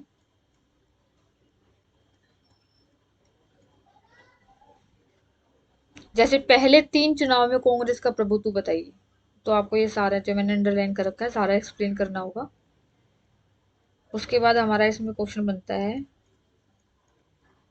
अलग से पार्टी के बारे में, जैसे कम्युनिस्ट, भारतीय कम्युनिस्ट पार्टी के विषय में बताइए, टिप्पणी कीजिए। तो आपको ये केरल के बारे में बताना पड़ेगा, भारतीय कम्युनिस्ट पार्टी की विचारधारा बतानी पड़ेगी। भारतीय राष्ट्रीय कांग्रेस के विषय में बताइए, तो आपको भारतीय राष्ट्रीय कांग्रेस के बारे में लिखना पड़ेगा, कौन कौन नेता शामिल थे, क्या विचारधारा थी।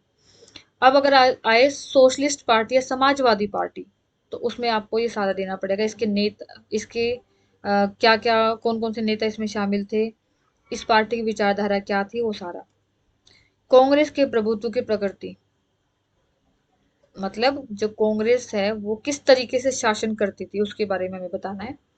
भारत ही एकमात्र ऐसा देश नहीं है जो एक पार्टी के प्रभुत्व के दौर से गुजरा हो। अगर हम दुनिया के बाकी मुल्कों पर नजर दौड़ाए तो हमें एक पार्टी के प्रभुत्व के बहुत से उदाहरण मिलेंगे। मतलब एक भारत ही ऐसा नहीं जहाँ पे सिर्फ कांग्रेस ने ही प्रभुत्व जमाया हो। जैसे कई सालों तो कांग्रेस की सत्ता में रही है। तो कहने का मतलब क्या है कि दुनिया में और भी बहुत सारे ऐसे देश हैं जहाँ पर एक ही पार्टी सत्ता में रही है। बाकी मुल्कों में एक पार्टी का प्रभुत्व लोकतंत्र की कीमत पर कायम हुआ। हमारे देश में लोकतंत्र का मतलब है बहुत सारी पार्टियां होना, लेकिन कई देश ऐसे भी रहे हैं जहां पर लोकतंत्र भी रहा है, लेकिन वो लोकतंत्र सिर्फ एक, मतलब एक पार्टी भी रही है सिर्फ, पूरे देश में पार्टी भी एक रही है, और शासन कौन सा रहा है? लोकतांत्रिक शासन। जब क्या कहा जाता है कि लोकतांत्रिक शासन वहां सफल होता है जहां बहुत सारी पार्टियां हो, बहुदलीय व्यवस्था हो।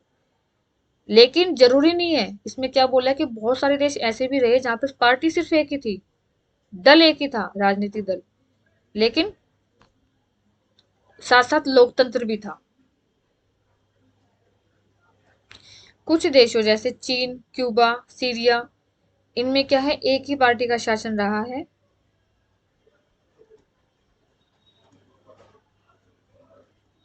इसके बाद आता है हमारा, ये क्वेश्चन बहुत इंपॉर्टेंट है, कई बार क्वेश्चन ऐसे आता है, कांग्रेस एक सामाजिक और विचारधारात्मक संगठन के रूप में कैसे कार्य करती थी? कांग्रेस एक सामाजिक और विचार विचाराधात्मक गठबंधन के रूप में। देखिए, आपको पता है कि कांग्रेस की स्थापना कब हुई थी? कांग्रेस की स्थापना हुई थी 1885 में।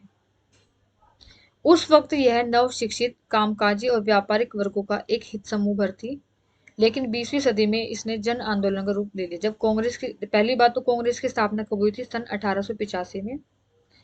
उस समय कांग्रेस में कौन कौन था? नव शिक्षित, पढ़े लिखे लोग, कामकाजी, काम करने वाले लोग, व्यापारी वर्ग, इन सबका समूह था कांग्रेस। इस वजह से कांग्रेस ने एक जनव्यापी राजनीतिक पार्टी का रूप लिया और राजनीतिक व्यवस्था में इसका दबदबा कायम हुआ। शुरू शुरू में कांग्रेस में अंग्रेजी द अगड़ी जाति, उछले मध्यम वर्ग और शहरी अभिजन का बोलबाला था। लेकिन कांग्रेस लेकिन कांग्रेस ने जब भी सविनय अवज्ञा जैसे आंदोलन चलाए, उसका सामाजिक आधार बढ़ा। कांग्रेस ने परस्पर विरोधी हितों के कई समूहों को एक साथ जोड़ा। किसान कांग्रेस में किसान और उद्योगपति, शहर के बाशिंदे, गांव के निवासी, मजदूर और मालिक, और मध्य, निम्न और उच्च वर्ग तथा जाति सबको जगह मिली। देखो, इसको कांग्रेस को एक सामाजिक और विचारधात्मक गठबंधन क्यों कहा जाता है? क्योंकि इसमें पढ़े लिखे लोग भी थे, शिक्षित लोग थे, पढ़े लिखे भी थे, अमीर लोग भी थे, बड़े बड़े पैसे वाले लोग भी थे, गरीब लोगों भी इसमें शामिल थे। तो इसका मतलब क्या हुआ कि हर तबके और हर वर्ग के लोग शामिल थे। ऐसा नहीं है कि सारे शिक्षित थे, या सारे ही मजदूर वर्ग के लोग थे, या सारे किसान वर्ग के लोग थे। इसमें हर वर्ग से लोग इसमें शामिल थे, इसमें सबको जगह मिली थी। धीरे धीरे कांग्रेस का नेतृत्व भी विस्तृत हुआ। इसका नेतृत्व अब उच्च वर्गीय जाति के पेशेवर लोगों तक ही सीमित नहीं था। इसमें खेती किसानी की बुनियाद वाले तथा गांव गिरान की तरफ रुझान रखने वाले नेता भी, गांव के जो नेता थे, जो जिनका संबंध गांवों से होता था, ऐसे नेता भी इसमें शामिल हुए। तो कुल मिला के जो ये था, ये गठबंधन था। कांग्रेस एक गठबंधन कैसा था? बहुत सारे लोगों का, जो अलग अलग विचार रखते थे, हर तबके से थे, अमीर गरीब, हर तबके से शामिल संबंधित थे। तो सबका मिला जुला एक गठबंधन था, सब शामिल थे इसमें।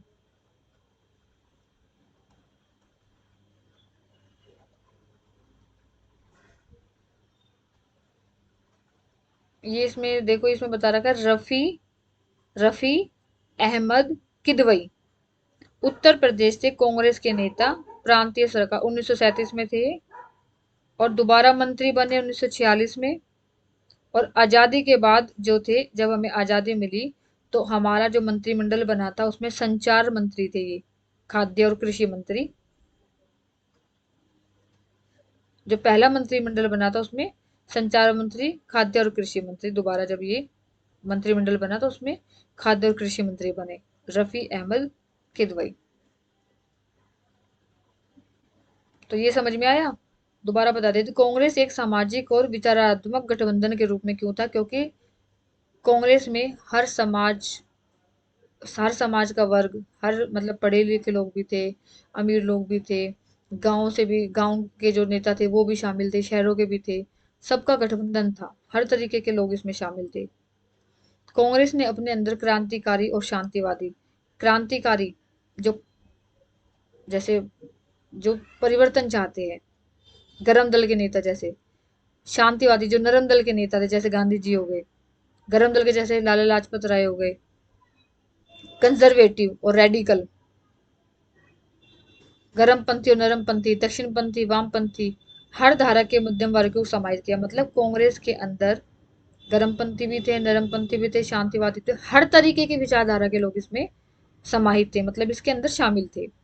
कांग्रेस क्या था? एक मंच था जिस पर अनेक समूहित और राजनीतिक दल जा सकते थे। अपनी बात रखने का एक मंच था, किसी को भी अगर अपनी बात रखनी है, वहां जाके वो अपनी बात रख सकता है। आजादी से पहले के वक्त में अनेक संगठन और पार्टियों में को कांग्रेस में रहने की इजाजत थी। आजादी से पहले बहुत सारे संगठन थे, बहुत सारी पार्टियां थी जो कांग्रेस में अपनी बात रख सकती थी। तो देखिए एक बार, दोबारा बता दें, कांग्रेस एक सामाजिक और विचारात्मक गठबंधन कैसे था, इसमें आपको पहले शुरू का लिखना है सारा कि इसमें शिक्षित लोग भी थे, कामकाजी भी थे, व्यापारी वर्ग भी थे, गांव से भी थे, शहरों से भी थे। उसके अलावा फिर क्या था, उसके अंदर क्रांतिकारी भी थे, शांतिवादी भी थे, कंजर्वेटिव, रेडिकल, परिवर्तन चाहने वाले, शांति से काम करने वाले, क्रांतिकारी जो उग्र तरीकों को में विश्वास रखते थे, उस तरीके के नेता भी शामिल थे। मतलब हर विचारधारा को रखने वाले लोग शामिल थे। ये उस समय एक मंच था, अपनी बात रखने के लिए कोई भी इसमें शामिल हो सकता था।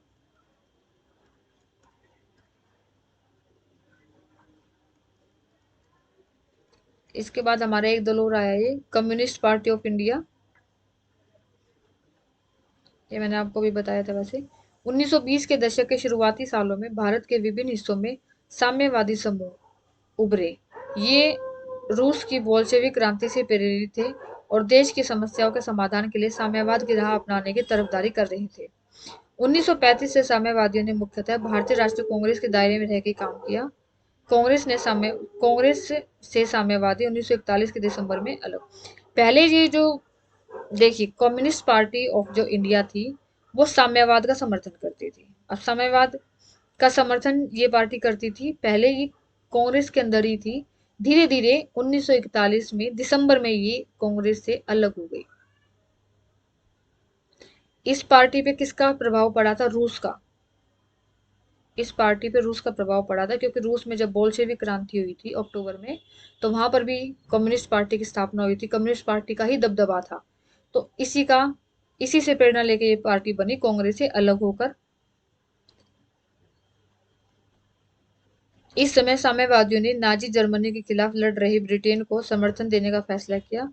दूसरी गैर कांग्रेसी पार्टियों के विपरीत कम्युनिस्ट पार्टी ऑफ इंडिया के पास आजादी के समय एक सुचारू पार्टी मशीनरी और समर्पित कॉर्डर मौजूद थे।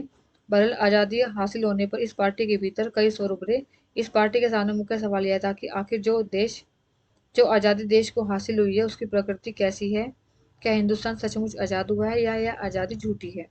आज़ादी के तुरंत बाद भारतीय कम्युनिस्ट पार्टी का विचार था कि 1947 में सत्ता का जो हस्तांतरण हुआ वह सच्ची आज़ादी नहीं थी। इस विचार के साथ पार्टी ने तेलंगाना में हिंसक विद्रोह को बढ़ावा दिया। साम्यवाद अपने बात के पक्ष में जनता का समर्थन हासिल नहीं कर पाई और इन्हें सशस्त्र सेना द्वारा दबा दिया गया। देखिए, जो भारतीय कम्युनिस्ट पार्टी है, एक तो सबसे पहली बात, ये पार्टी जो है, इस पे प्रभाव किसका था? रूस की क्रांति का था। बोल्शेविक जो क्रांति हुई थी, रूस का पूरा प्रभाव था। पहले ये कांग्रेस के अंदर थी, बाद में इसने अपने अलग से पार्टी बनाई 1941 के दिसंबर में। लेकिन इस पार्टी ये जनता में ज्यादा लोकप्रिय नहीं हो पाई, क्योंकि इस पार्टी ने क्या किया था शुरुआत में, हिंसक तरीकों का, मार काट, लड़ाई झगड़ा, इस तरीके के जो तरीके हैं, उसमें ये पार्टी विश्वास रखती थी। इस वजह से लोगों ने इसका समर्थन नहीं किया इस पार्टी को। लेकिन पहले जब ये आम चुनाव हुआ था, आपको मैंने अभी बताया था पहले, केरल में ये पार्टी जीती थी। 16 सीटें इसने जीती थी केरल में, ये पार्टी।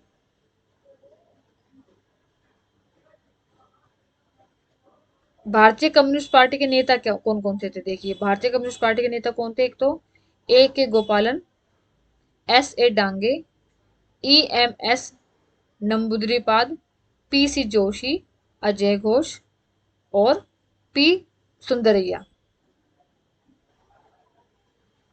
सोवियत संघ की विचारधारा को ठीक मानने वाले भारतीय कम्युनिस्ट पार्टी में रहे, जबकि इसके विरोध में राय रखने वाले को भारतीय कम्युनिस्ट पार्टी के नाम से एक अलग दल बनाया। जो सोवियत संघ था, सोवियत संघ जो था रूस, सोवियत संघ की विचारधारा को जो लोग ठीक मानते थे, वो तो इस पार्टी में रहे, कम्युनिस्ट पार्टी में रहे। और जो इसका विरोध करते थे, इसको सही नहीं मानते थे, वो मार्क्सवादी या सीपीआई के नाम से एक अलग दल बनाया। मार्क्सवादी दल क्या होता है? जो पूंजीपतियों का, जो समाज के उद्योगपति है, पूंजीपति है, उनका ये विरोध करती है, मजदूरों का समर्थन करती है। और ये एक ऐसे समाज को चाहते हैं जहां पर कोई राज्य ही ना हो, मार्क्सवादी पार्टी। आपको इतना डिटेल में जाने की जरूरत नहीं है, बस आपको थोड़ा पार्टी के बारे में पता होना चाहिए कि कौन सी पार्टी क्या विचार रखती थी, क्या विचारधारा थी और कौन कौन से उस पार्टी के नेता थे। तो कम्युनिस्ट पार्टी ऑफ इंडिया, इसको केरल में सफलता मिली थी, 16 सीटें मिली थी शुरुआत में, 16 सीटें ये जीती थी। इसने हिंसक तरीकों का सहारा लिया था। पहले ये कांग्रेस में ही थी, फिर कांग्रेस से अलग होकर 1941 में दिसंबर में अलग हो गई थी, अपनी अलग पार्टी बना ली थी। और उसके अलावा हिंसक तरीकों का सहारा लिया था इसने, इस पार्टी ने, इसलिए लोगों का इसको समर्थन नहीं मिल पाया था। और इसके जो नेता है उनका नाम थोड़ा आपको याद रखना होगा, कौन कौन से नेता इसमें शामिल थे। ए के गोपालन, ये देखिए, केरल के कम्युनिस्ट नेता, राजनीतिक जीवन का आरंभ कांग्रेस कार्यकर्ता के रूप में, 1939 में कम्युनिस्ट पार्टी में शामिल, 64 में कम्युनिस्ट पार्टी के विभाजन के बाद कम्युनिस्ट पार्टी ऑफ इंडिया मार्क्सवादी में शामिल और पार्टी की मजबूती के लिए कार्य। ये जो थे ए के गोपालन, ये इस पार्टी के मुख्य हेड थे।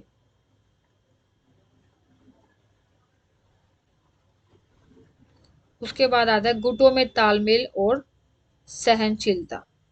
कांग्रेस के गठबंधनी स्वभाव ने उसे एक असाधारण ताकत दी। कांग्रेस पार्टी सफल क्यों रही थी? क्योंकि वो उसको विभिन्न विचार, अलग अलग, मैंने आपको भी बताया कांग्रेस कैसी पार्टी थी, अलग अलग विचारधारा को मानने वाले लोग थे, अलग अलग तबके के लोग थे, अलग अलग स्तर के लोग थे। लेकिन ये पार्टी ऐसी थी जहां सबको जगह मिलती थी, सबको शरण मिलती थी, सबको साथ लेके चलती थी। तो कांग्रेस के गठबंधनी स्वभाव ने उसे एक असाधारण ताकत दी।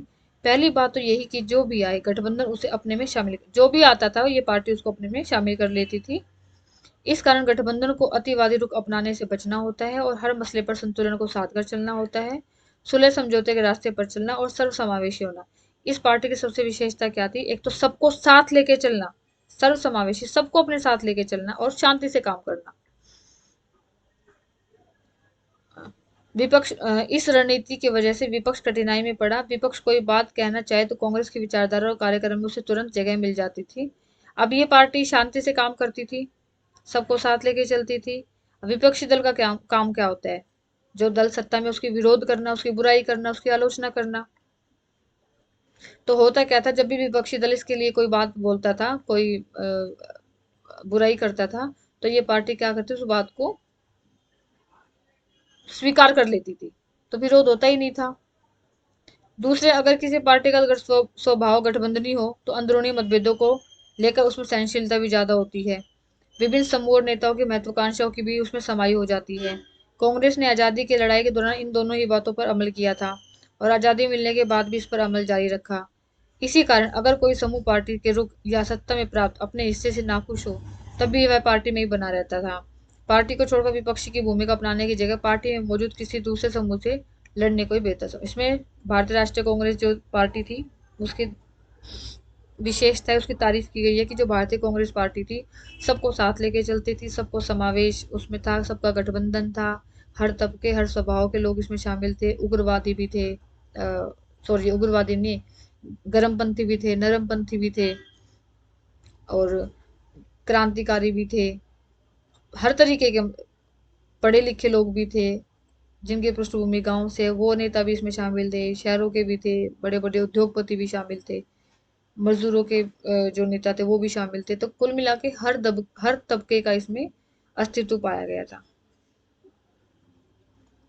उसके बाद आती है हमारी पार्टी भारतीय जनसंघ पार्टी। भारतीय जनसंघ पार्टी, आज की जो भारतीय जनता पार्टी, आप ऐसा ही इसको लगा लीजिए, वही भारतीय जनता पार्टी जो है उसी का नाम लगा लीजिए, भारतीय जनसंघ। इसका जो गठन था वो 1951 में हुआ था। भारतीय जनसंघ जो है, भारतीय जनसंघ का गठन हुआ था 1951 में। और श्यामा प्रसाद मुखर्जी जो थे वो इसके अध्यक्ष थे, ये याद रखना। भारतीय जनसंघ पार्टी का गठन कब हुआ था, आ जाता है क्वेश्चन कई बार, 1951 में।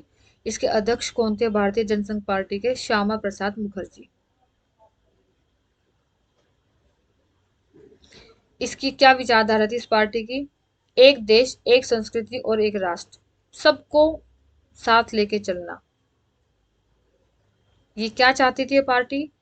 कि भारत और पाकिस्तान है उसको टुकड़े मत करो, कि भारत अलग देश बना दिया, पाकिस्तान अलग देश बना दिया, बल्कि दोनों को मिलाकर एक अखंड भारत बनाया जाए, ऐसी इसकी विचारधारा थी। और दूसरी क्या था? अंग्रेजी भाषा जो थी उसको हटा दो, जो हिंदी है उसको राजभाषा बनाया जाए।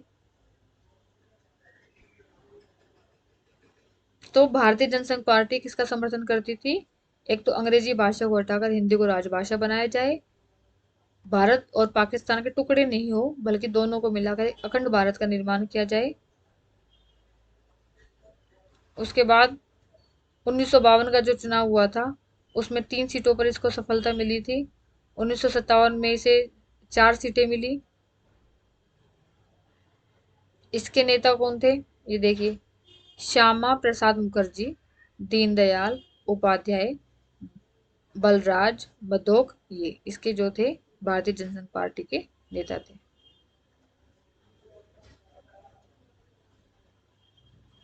अब आता है विपक्षी पार्टियों का उद्भव। देखिए, किसी भी देश में विपक्षी पार्टियों का होना भी बहुत जरूरी है। विपक्षी पार्टी का काम क्या होता है, विपक्षी पार्टी क्या काम करती है, जो पार्टी सत्ता में है, जिसका शासन है, उसकी कमियां निकालती है, उसकी आलोचना करती है, उसकी बुराई करती है। तो अगर विपक्षी पार्टी ही नहीं होगी तो क्या होगा, हमें जो पार्टी सत्ता में है उसकी कमी पता ही नहीं चलेगी। दूसरा, जो पार्टी सत्ता में है वो कुछ भी अगर गलत काम करेगी तो वो कम से कम करने से पहले सोचे तो कि क्यों विपक्षी दल उसकी कमियों को निकाल सकता है, उसकी आलोचना कर सकता है। ठीक है, तो ये उस पर रोक लगाने के लिए, सत्तारूढ़ जो दल होता है, जो पार्टी सत्ता में होती है, उस पर रोक लगाने के लिए विपक्षी पार्टी का होना बहुत जरूरी है। 1950 के दशक में इन सभी विपक्षी दलों को लोकसभा अथवा विधानसभा के कहने भर को प्रतिनिधित्व मिल पाया। फिर भी इन दलों की मौजूदगी ने हमारी शासन व्यवस्था के लोकतांत्रिक चरित्र को बनाए रखने में निर्णायक भूमिका निभाई। मतलब क्या हुआ, क्योंकि लोकतंत्र में क्या होता है कि हमें अपने विचारों को व्यक्त करने की आजादी होती है। तो भारत में क्योंकि लोकतंत्र था और विपक्षी दल का होने का मतलब क्या हुआ कि ये जो लोकतांत्रिक शासन है हमारा, उसको बनाए रखने में भी इसने काफी महत्वपूर्ण भूमिका निभाई। कैसे भूमिका निभाई, आलोचना करके। आलोचना से क्या फायदा होगा, जो दल सत्ता में है उस पर रोक लगाई जाएगी, उस पर अंकुश रखा जाएगा और इससे बैलेंस बना रहेगा। जो सत्तारूढ़ दल है, जिसके हाथ में पावर है, जो दल शासन कर रहा है, वो अपनी शक्तियों का गलत उपयोग नहीं करेगा, उसको डर रहेगा किसका, विपक्षी दल का। तो विपक्षी दल का होना भी बहुत जरूरी है। इसमें आपका क्वेश्चन ये बन सकता है, विपक्षी पार्टी या विपक्षी दल की भूमिका बताइए। फिर आती है एक और पार्टी, स्वतंत्र पार्टी, आजाद पार्टी। स्वतंत्र पार्टी, स्वतंत्र पार्टी कब अस्तित्व में आई, 1959 में। स्वतंत्र जो पार्टी थी वो कब अस्तित्व में आई, 1959 में। इसका नेता कौन थे, सी राजगोपालाचारी, के एम मुंशी, एन जी रंगा और मीनू मसानी।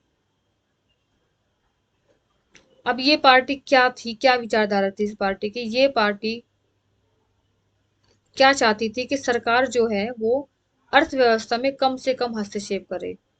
इसका मतलब क्या हुआ कि ये पार्टी क्या चाहती थी कि जो उद्योगों के मालिक है, जो पूंजीपति है, एक तरीके से ये उनका समर्थन करती थी कि उन पे कोई रोक ना लगाई जाए, उनके किसी काम में दखल अंदाजी ना करे सरकार। ठीक है, तो जो स्वतंत्र पार्टी थी वो क्या चाहती थी, एक तरीके से कि जो सरकार है वो अर्थव्यवस्था में कम से कम हस्तक्षेप करे।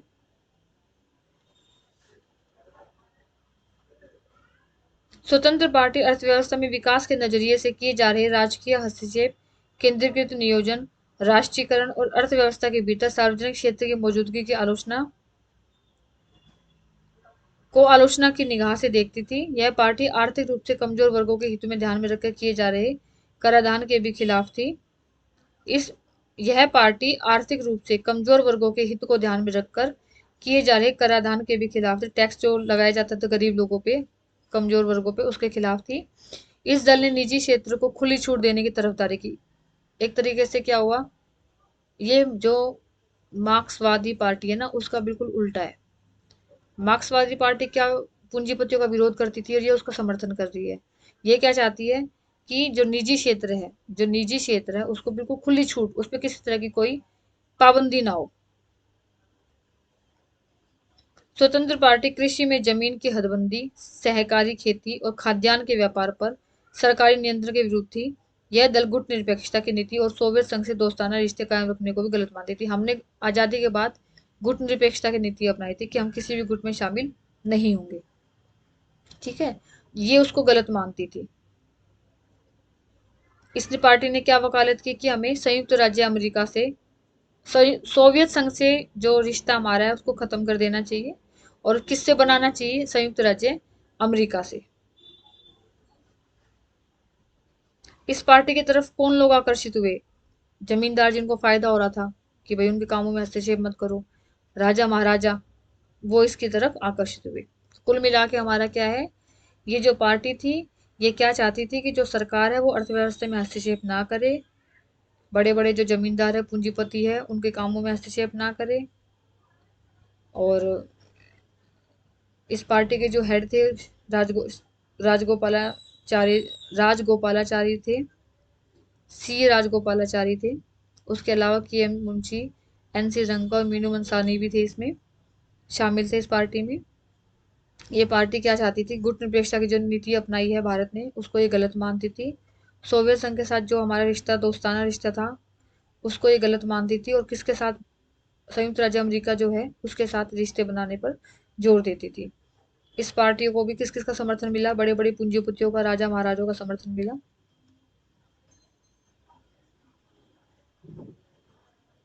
तो ये हमारी बहुत सारी जो पार्टी है उसके बारे में हमने देखा। कई बार क्वेश्चन आ जाता है स्वतंत्र पार्टी के विषय में बताइए, सोशलिस्ट पार्टी के बारे में बताइए, भारतीय राष्ट्रीय कांग्रेस के बारे में बताइए, कम्युनिस्ट पार्टी के विषय में बताइए।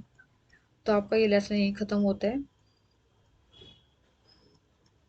एक बार शुरू से बता देती हूँ हमने इस लेसन में क्या क्या देखा।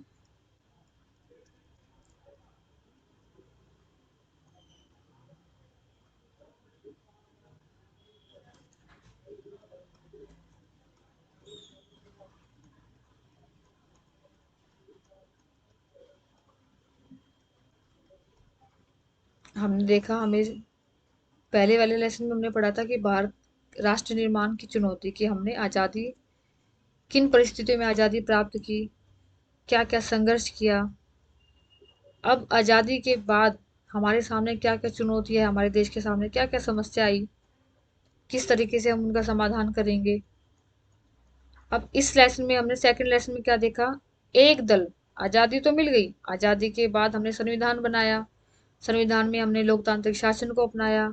अब लोकतांत्रिक शासन जहाँ होगा वहां को तो वहाँ चुनाव प्रक्रिया तो होगी।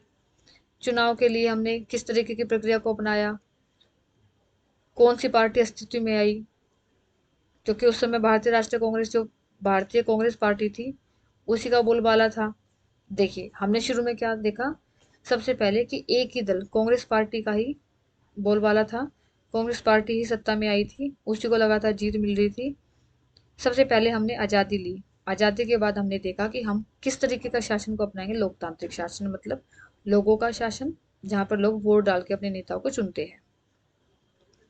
उसके बाद लोकतांत्रिक राजनीति जो है वो उसका रास्ता हमने चुना। हमने सबसे पहले अपना संविधान बनाया, 26 नवंबर 1949 को हमने उसको अंगीकृत किया और 26 जनवरी 1950 को हमने उसको लागू किया। उसके लिए हमने, अब संविधान भी बन गया, संविधान के बाद बात आती है शासन चलाने की। शासन कौन चलाएंगे, हमारे नेता। नेताओं को कैसे चुना जाएगा, चुनाव आयोग के द्वारा। तो चुनाव इलेक्शन की जिम्मेदारी दी चुनाव आयोग को। चुनाव आयोग का गठन हुआ 1950 में, और पहले जो हमारे चुनाव आयुक्त बने वो बने सुकुमार सेन। फिर हमने क्या किया, सबसे पहले हमने अपने ही देश के नागरिकों को दिया सार्वभौमिक वयस्क मताधिकार, मतलब जो भी व्यक्ति 18 साल या 18 साल से ज्यादा का है उसको वोट देने का अधिकार दिया गया। जिसके बाकी देशों में काफी मजाक उड़ाया गया कि एक तो भारत इतनी ज्यादा बड़ा देश है, इतनी जनसंख्या वाला देश है, ऊपर से जनसंख्या भी कैसी है, गरीब है, अनपढ़ है, तो ऐसे देश में जो सार्वभौमिक मताधिकार है ये सफल नहीं हो पाएगा। लेकिन आगे जाके इसका उल्टा हुआ और लोकतंत्र में जो चुनाव प्रक्रिया बहुत ही अच्छे ढंग से संपन्न हुई। चुनाव कैसे हुआ, इसमें पहले पुराना तरीका बताया, पहले जो वोट दिया जाता था वो एक चुनाव पेटी से दिया जाता था, अलग अलग बॉक्स बनाए जाते थे, वहां लोग पर्ची बना के डालते थे। उसमें क्या होता था, उसमें टाइम बहुत ज्यादा लगता था, वोट डालने में भी टाइम ज्यादा लगता था, वोटों की गिनती में भी। ऊपर से इसमें पक्षपात की संभावना ज्यादा थी, धांधलेबाजी बहुत ज्यादा होती थी, होने के चांस थे। आज के टाइम में जो इलेक्शन होता है वो इलेक्ट्रॉनिक मशीन से होता है, वोटिंग मशीन जिसको बोलते हैं, इलेक्ट्रॉनिक वोटिंग मशीन। इसमें एक तो निष्पक्ष तरीके से कोई पार्शलिटी नहीं हो पाती, उसकी संभावना नहीं रहती। दूसरा, काम भी जल्दी से कम टाइम में होता है। 3 आम चुनाव हुए उसके बाद हमारे।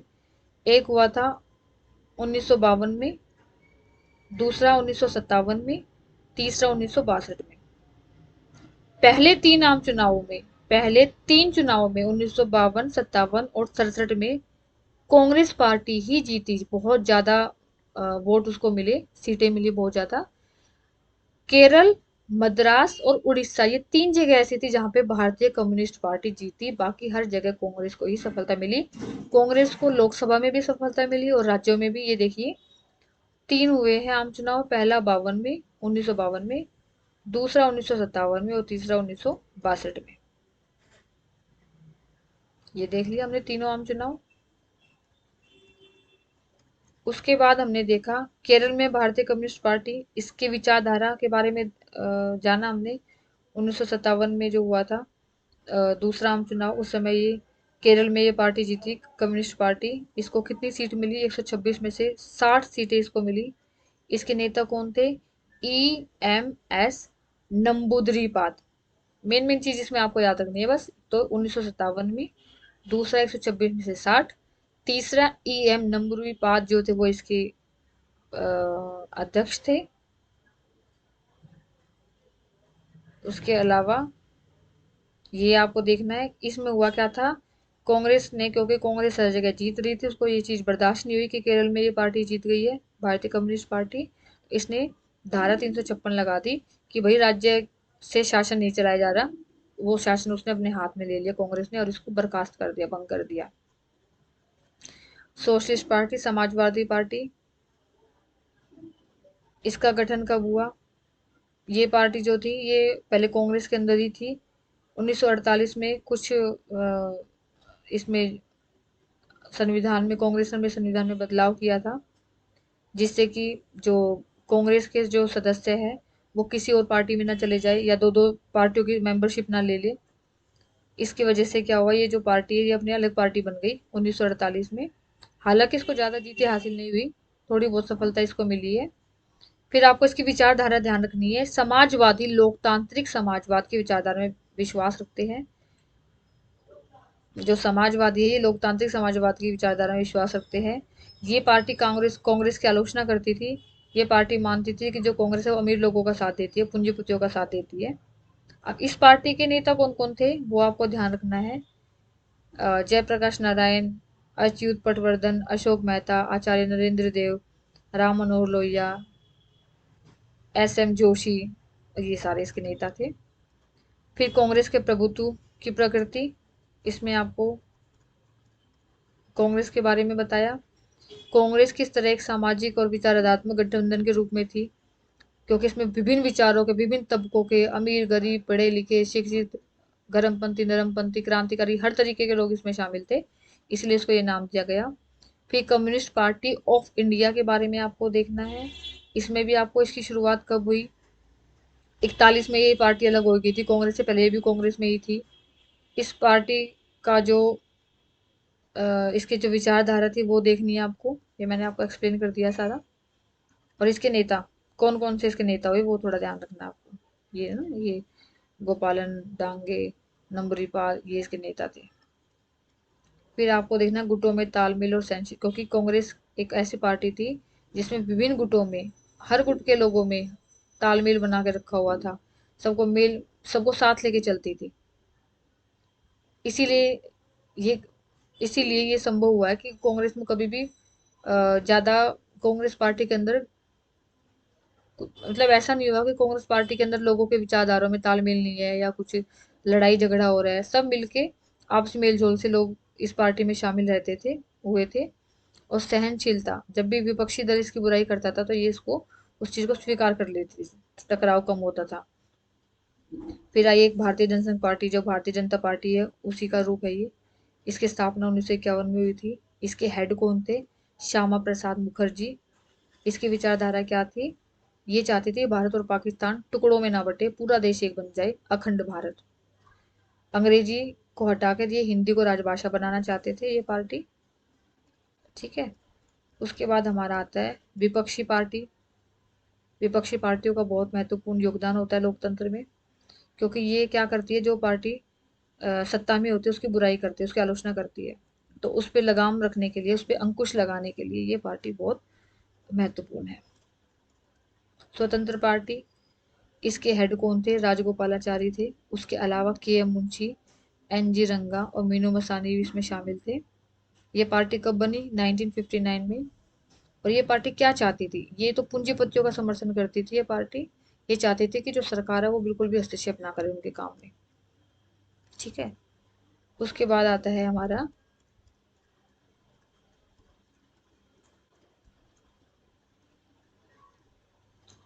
इसके क्वेश्चन आंसर। ये देखिए, आपने अगर लेसन अच्छे से सुना होगा, ध्यान से पूरी वीडियो देखी होगी, तो आपको ये आंसर अपने आप ही सारे सोल्व हो जाएंगे आपके।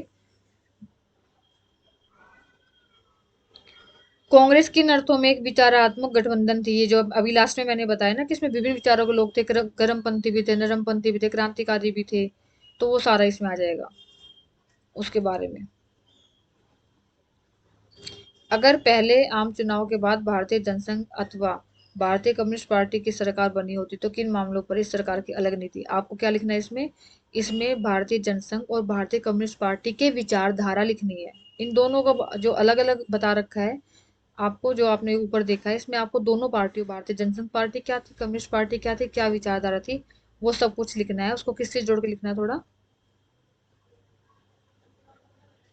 कांग्रेस पार्टी से थोड़ा जोड़ के, कि वो कांग्रेस पार्टी अगर पहले आम चुनाव में ये पार्टियां बनी होती तो ये जो बनी थी, कौन बनी थी? कांग्रेस पार्टी। उससे इसकी क्या नीति अलग होती? तो आपको सीधा सा क्वेश्चन घुमा के दे रखा है, लेकिन इसका आंसर सीधा सा क्या आएगा? आपको भारतीय जनसंघ और भारतीय कम्युनिस्ट पार्टी के बारे में लिखना है। क्या एकल पार्टी प्रभुत्व की प्रणाली का भारतीय राजनीति के लोकतांत्रिक चरित्र पर खराब असर हुआ? इसके बारे में बताना है कि क्या एक ही पार्टी अगर जैसे कांग्रेस पार्टी लंबे समय तक अस्तित्व में रही थी, तो क्या उसका भारत की राजनीति का जो लोकतांत्रिक चरित्र था, जो लोकतांत्रिक चरित्र था भारत का, उस पर क्या खराब असर हुआ? उसके बारे में लिखोगे। नहीं हुआ, क्योंकि वो पार्टी सबको साथ लेके चलती थी, भारतीय कांग्रेस पार्टी, सबका समावेश उसमें होता था, वो सारा उसको आपको एक्सप्लेन करना है। समाजवादी दल और कम्युनिस्ट पार्टी, उनके बीच तीन तीन अंतर लिखने हैं आपको। इसी तरह भारतीय जनसंघ और स्वतंत्र पार्टी, आपको सारी पार्टियों के बारे में जब याद होगा तो आप ये क्वेश्चन भी अच्छे से कर पाओगे, और ये ऊपर वाला जो क्वेश्चन है वो भी आप अपने हिसाब से कर पाओगे। आपको सिर्फ लेसन को अच्छे से समझना है, सुनना है, उसके बाद ये सारे क्वेश्चंस के आंसर आपको अपने आप मिल जाएंगे। तो ये लेसन हमारा खत्म होता है। इस लेसन की जो पीडीएफ है वो डिस्क्रिप्शन बॉक्स में आपको मिल जाएगी, वहां से आप डाउनलोड कर सकते हैं। चैनल को सब्सक्राइब करिए, जिससे कि आगे जो भी मैं वीडियो अपलोड करूं उसका नोटिफिकेशन आप तक आ जाए।